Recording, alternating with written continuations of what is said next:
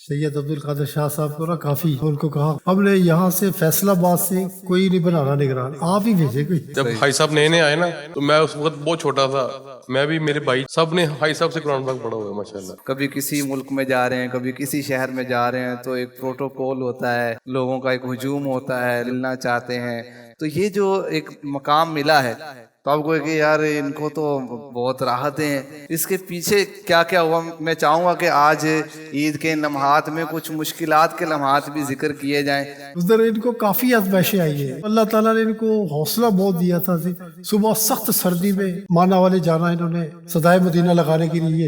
Start میں حاج صاحب تشریف لائے تو یہاں بائک استعمال فرماتے تھے، کوئی گاڑیاں نہیں تھی، کوئی پروٹوکول نہیں تھا۔ بندے کا سب سے بڑا مقام یہ ہے اس کا مولا اس سے راضی ہے۔ خدا رحمت لٹاتا عید میں۔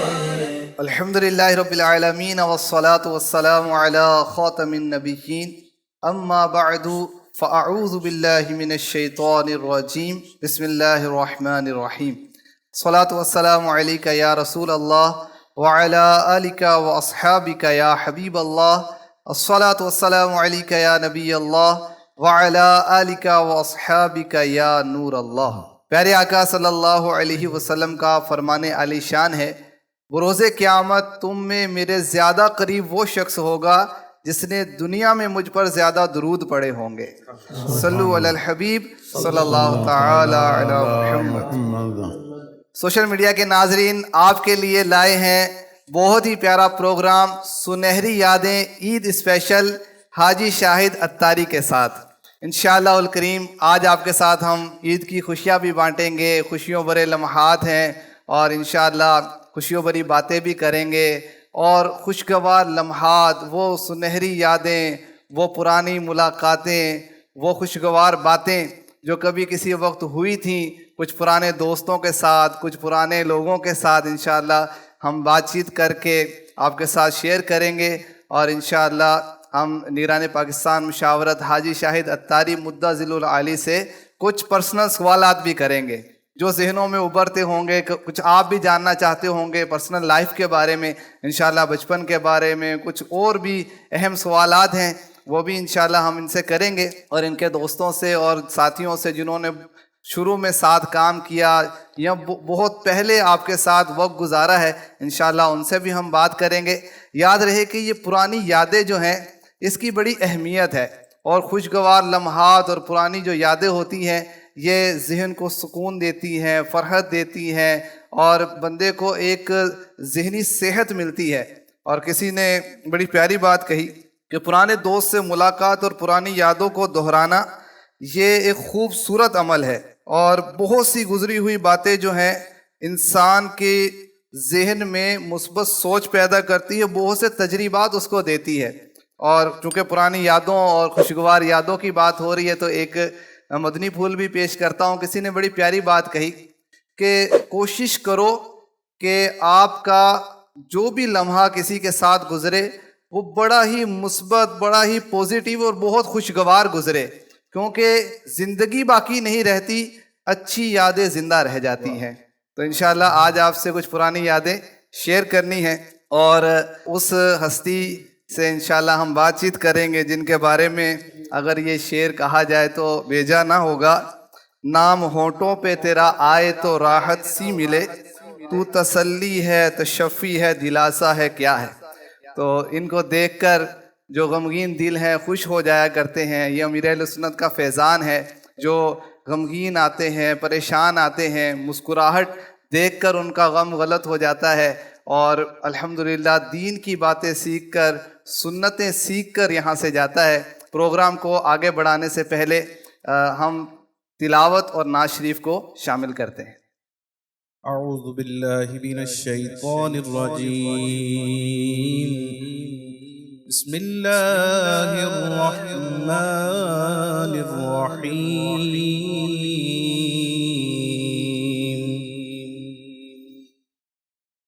انا اعطیناک الکوثر فصل لربک وانحر ان شانئك هو الأبتر آمنت بالله صدق الله العظيم. پڑھیے صلی اللہ علیہ یا رسول اللہ وسلم علیک یا حبیب اللہ. سرور کہوں کہ مالک و مولا کہوں تجھے، سرور کہوں کہ مالک و مولا کہوں تجھے، باغ خلیل کا گلے زیبا کہوں تجھے، باغ خلیل کا گلے زیبا کہوں تجھے.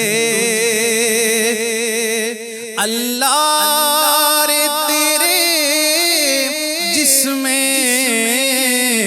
منور کی تابشیں، اللہ رے تیرے جسم منور کی تابشیں، اے جانے جاں میں جانے تجلا کہوں تجھے، اے جانے جاں میں جانے تجلا کہوں تجھے.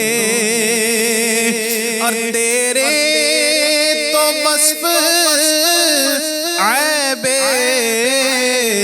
تناہی سے ہے بری، تیرے تو وصف عیب تناہی سے ہے بری.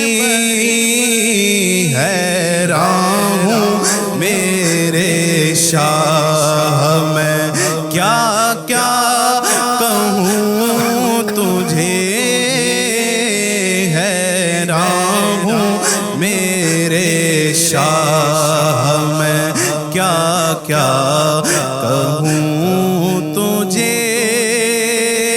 لیکن رضا نے ختم سخن اس پہ کر دیا، لیکن رضا نے ختم سخن اس پہ کر دیا، میرے رضا نے ختم سخن اس پہ کر دیا، کہ خالق کا بندہ خلق کا آقا کہوں تجھے، سرور کہوں کہ مالک و مولا کہوں تجھے، باغ خلیل کا گلے زیبا کہوں تجھے. ماشاءاللہ. عرفات بھائی سے ہم نے تلاوت بھی سنی، نعت شریف بھی سنی. آپ پروگرام میں شامل رہیں.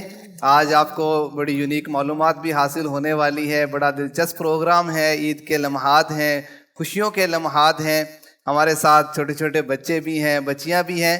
انشاءاللہ الکریم چھوٹے بچوں کی نعتیں بھی سنیں گے، ان سے کلام بھی سنیں گے، اور انشاءاللہ بڑی یونیک معلومات بھی حاصل ہوگی. آئیے بڑھتے ہیں حاجی شاہد اتاری مدہ ذلہ العالی کی جانب، اور ان سے کچھ پرسنل سوالات کرتے ہیں.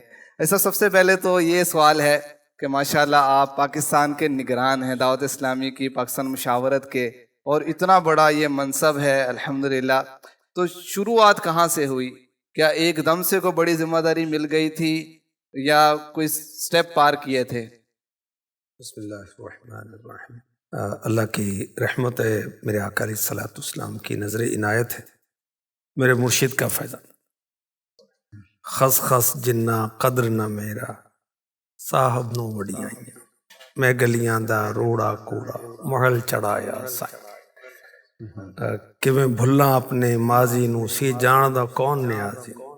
ماضی ہمیں یاد ہے اور یاد رہنا چاہیے۔ امیر اہل سنت کا فیضان ہے، انہوں نے اپنی غلامی میں بھی قبول فرما لیا، دعوت اسلامی میں بھی قبول فرما لیا۔ پھرتا تھا مارا مارا نہ تھا کوئی سہارا، آ پہنچا میں بھی سن کر تار رہنما ہے۔ الحمدللہ میٹرک میں دعوت اسلامی کا ماحول ملا، تقریباً 16 سال کی عمر تھی، اور نماز تو پڑھتے تھے، والد صاحب نمازی تھے الحمدللہ، مگر عقائد اعلیٰ حضرت غوث اعظم اس کا کچھ پتہ نہیں۔ یہ سمجھیں کہ اعلیٰ حضرت کا تعارف امیر اہل سنت کے فیضان سے، بلکہ غوث اعظم کا تعارف امیر اہل سنت کے فیضان سے نصیب۔ پہلے تعارف ہوا، پھر نسبت ہوئی، الحمدللہ اللہ کا کرم ہے۔ تو اولاً ہمارے وہ بچپن کے کلاس فیلو تھے احمد رضا بھائی، انہوں نے مجھے اجتماع کی دعوت دی تھی، تو میں نے معذرت کی کہ میں نہیں جاتا، یعنی کسی نے ذہن خراب کیا ہوا تھا کہ یہ جو نعتیں پڑھنے والے لوگ ہوتے ہیں نا، یہ اچھے نہیں ہوتے، تو میں نے کہا میں نہیں جاتا۔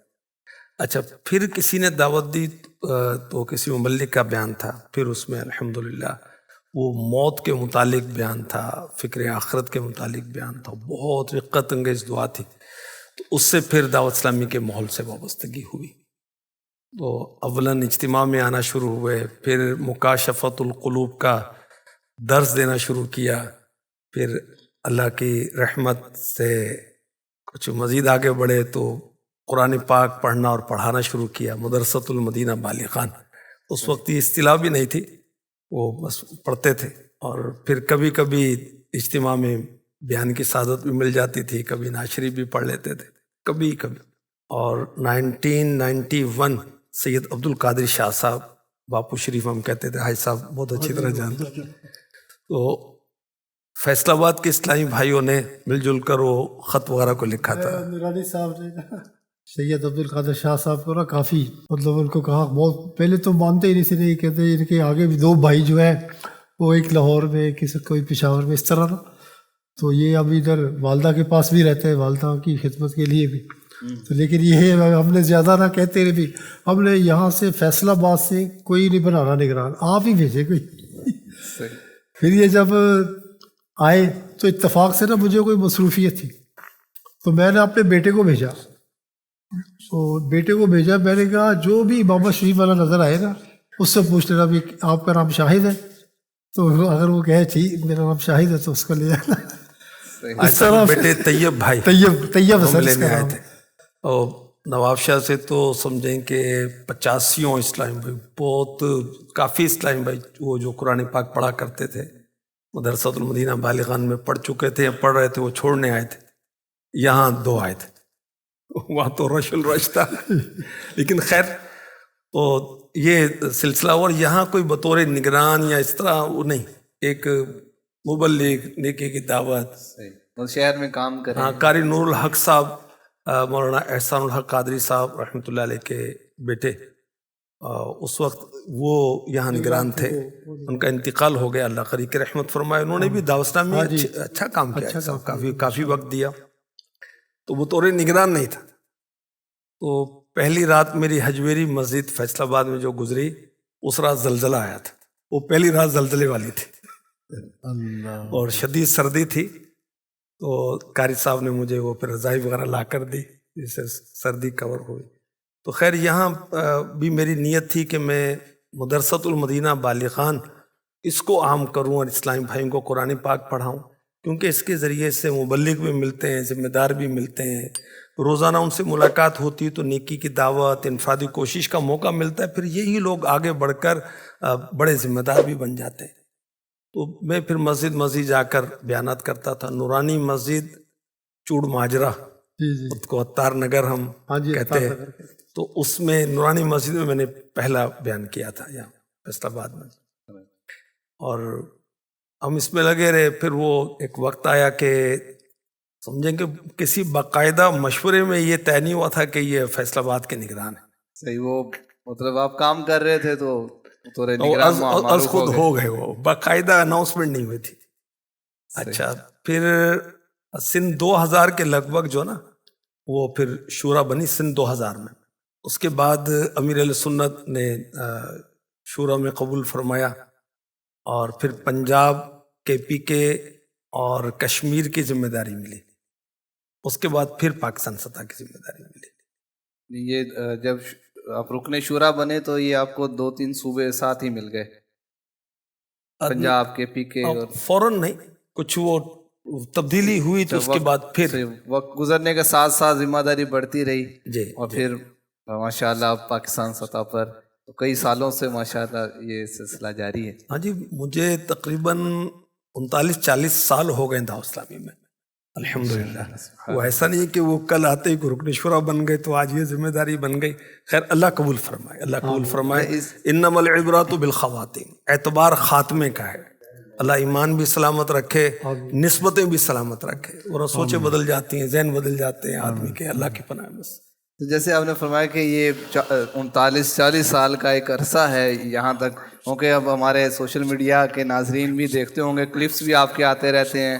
کبھی کسی ملک میں جا رہے ہیں، کبھی کسی شہر میں جا رہے ہیں تو ایک پروٹوکول ہوتا ہے، لوگوں کا ایک ہجوم ہوتا ہے، لوگوں کا ایک وارفتگی کا انداز ہوتا ہے، ملنا چاہتے ہیں، دم کروا رہے ہیں. تو یہ جو ایک مقام ملا ہے تو آپ کو کہ یار ان کو تو بہت راحتیں ہیں.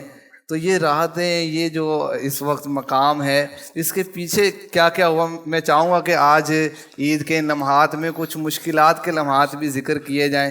تو کیا ہوا تھا جب آئے تھے؟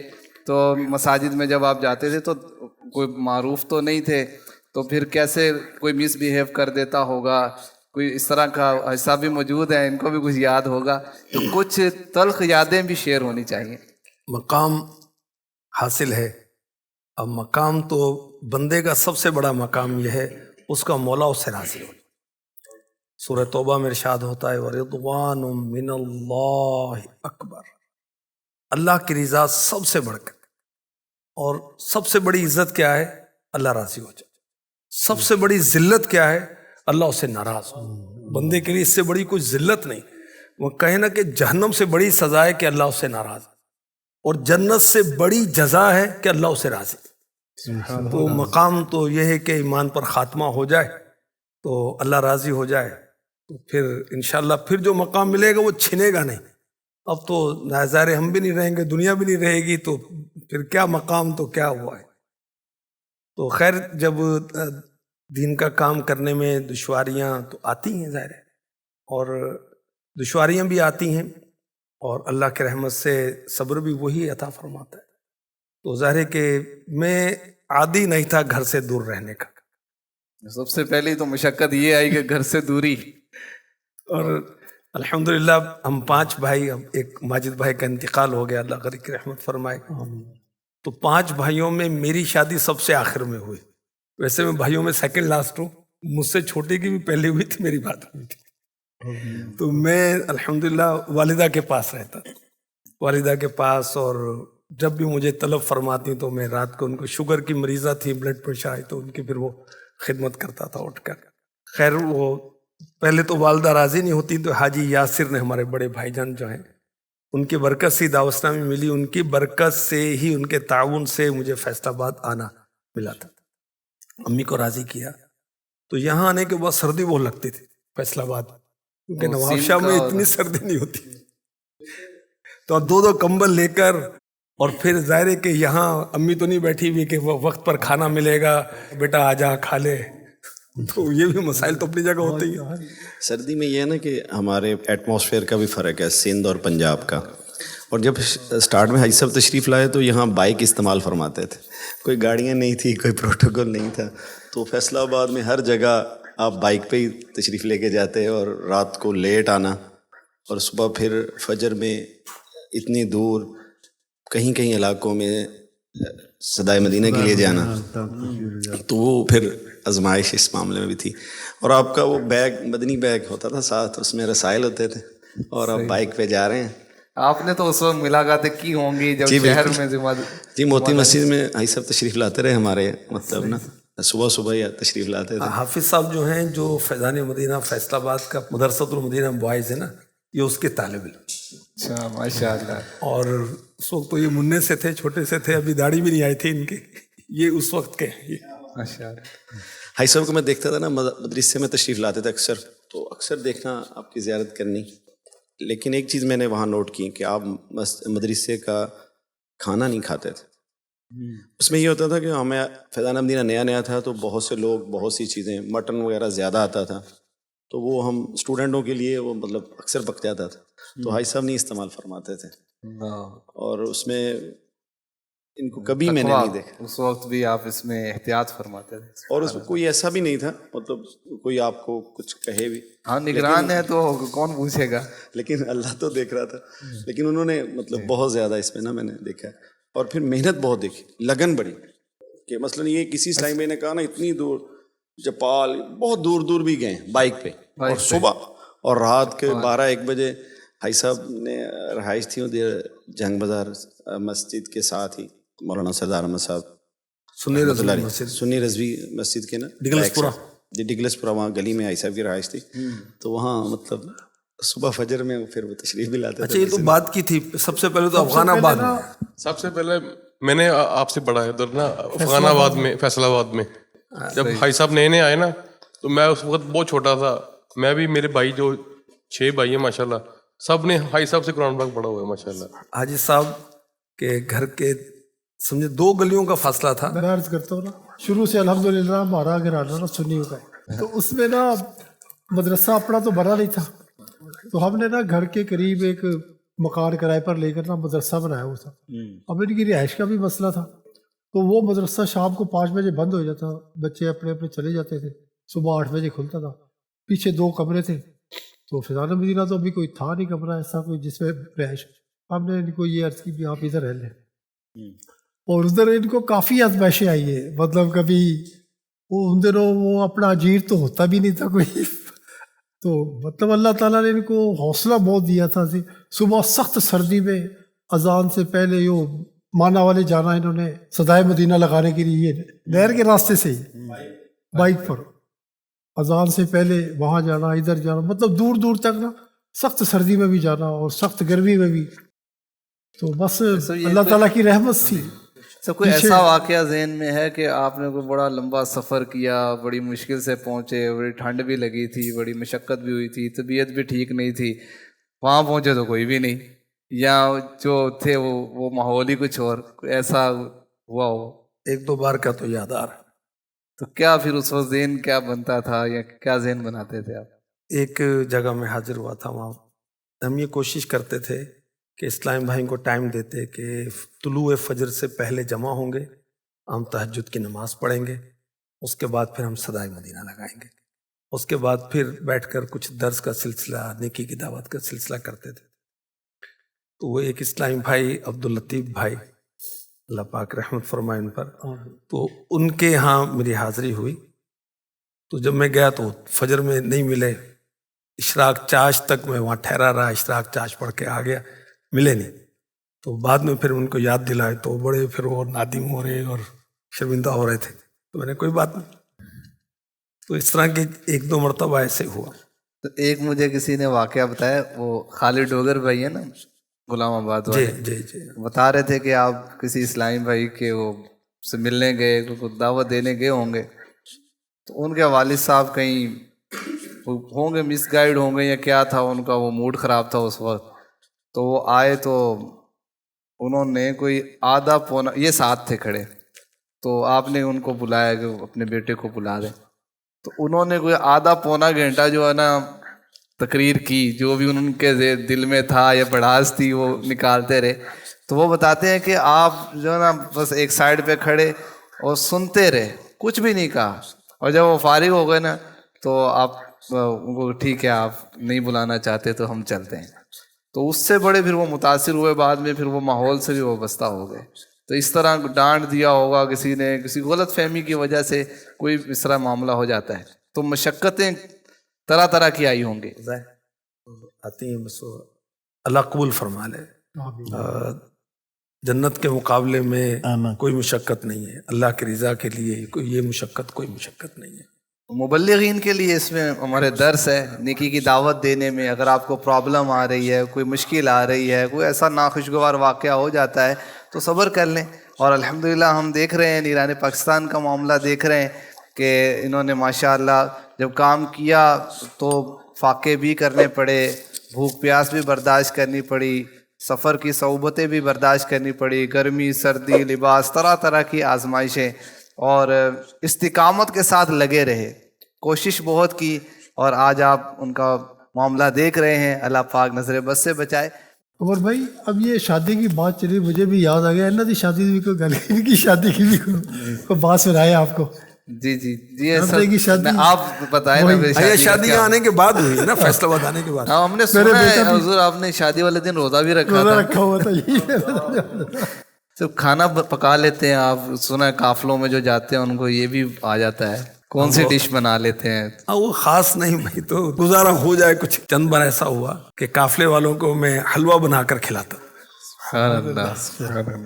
تو گھر میں بھی کھانا یا چائے بنانی ہے، برتن دھونے، گھر کا کام کرنا میں کر لیتا تھا.